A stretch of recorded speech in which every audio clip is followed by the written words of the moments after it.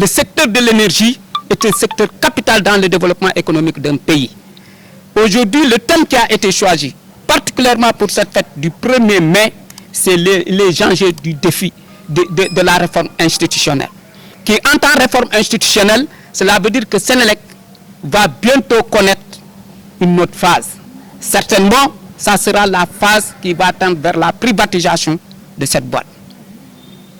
Oui, cause pour laquelle nous, travailleurs, on a jugé que cette privatisation, certes, elle aura lieu, mais le fondamental, c'est que les intérêts nationaux et les intérêts des travailleurs soient pris en compte dans cette privatisation.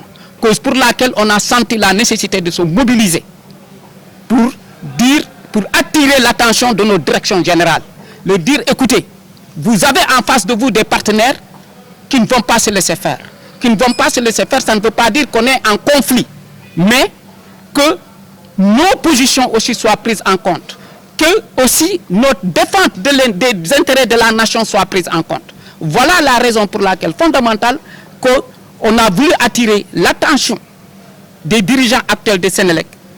Je dirais oui ou non, parce qu'aujourd'hui, l'enjeu majeur qui se profile à l'horizon, c'est qu'il y a l'interconnexion du courant au niveau de la région ouest africaine. Il y a le projet qui est en cours.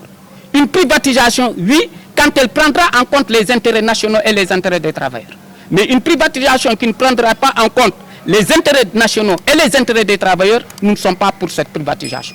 Par rapport à la délégation régionale, je lance un appel aux représentants du délégué régional qui est là, qu'un effort soit fait. Certes, il y a déjà un plan, la construction d'une agence est en projet.